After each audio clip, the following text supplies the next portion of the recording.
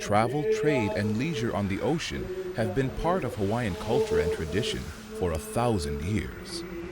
The first Polynesian explorers to reach the Hawaiian Islands left behind a remarkable seafaring legacy, voyaging aboard mighty double-hull canoes and colonizing most of the habitable islands of the Pacific, long before Europeans had left the safety of their shores. As the Hawaiian Islands opened to foreign trade, the harbors of Honolulu and Lahaina became bustling ports of maritime commerce.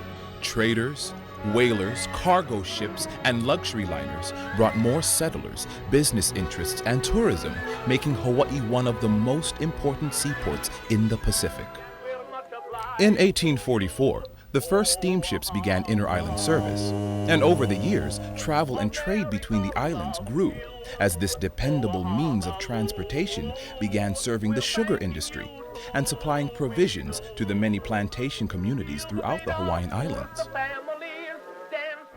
As foreign interest in these remote islands grew, the once thriving ocean heritage and rich cultural traditions of the Hawaiian people were nearly lost. Even the favorite pastimes of surfing and canoe racing were effectively banned. Although King David Kalakaua revived many Hawaiian traditions, surfing and paddling remained in relative obscurity until Duke Kahanamoku and the Outrigger Canoe Club brought them worldwide attention in the 1920s and 30s. Today, outrigger canoe racing remains one of the most popular of the Hawaiian ocean sports, with practice times and regatta dates often dictating work and school schedules. And with well over 60 established clubs and thousands of active paddlers throughout the islands, it's no wonder this is Hawaii's official team sport. As part of the Hawaiian cultural renaissance that flourished in the 1970s, the Polynesian Voyaging Society was founded to build and sail a performance replica of a Hawaiian double-hulled voyaging canoe. And in 1976, Hokulea voyaged along the legendary migration route to Tahiti, using traditional methods of non-instrument navigation, proving that the early Polynesians had the ability to explore and settle in the farthest corners of the Pacific. Over the 30 years since the first voyage of Hokulea, she has continued to inspire the revival of Polynesian maritime culture and tradition throughout the Pacific. In 1998, the annual International Festival of Canoes was launched in Lahaina. This 2-week cultural heritage event features master carvers from all over the Pacific Islands and Hawaii. Using traditional hand and modern power tools, carvers construct canoes out of solid logs, as young apprentices learn the lost arts that take a canoe from tree to sea.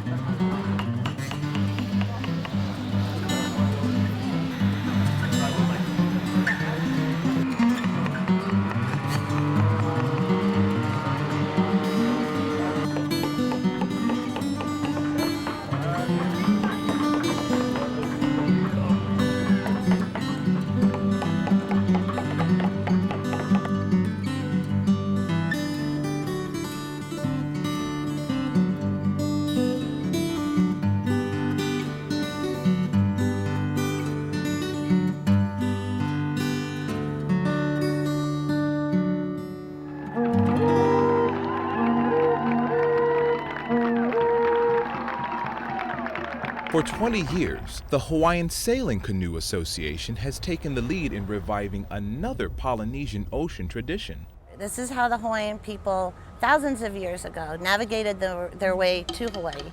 This is how they went from island to island. This is how they fought their wars.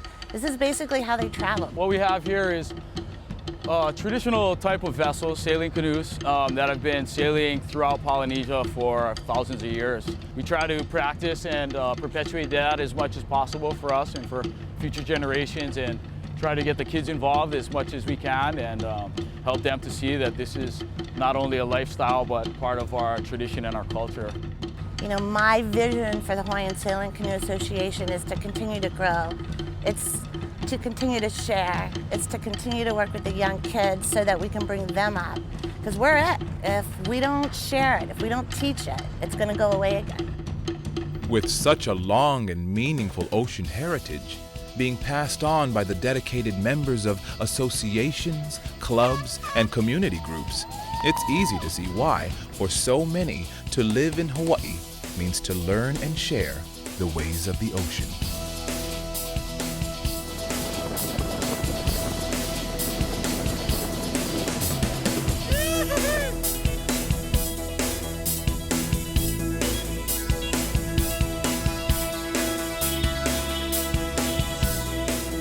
Whether for work or for play, as part of tradition or for transportation, traveling on the ocean continues to be an important way of life in modern Hawaii.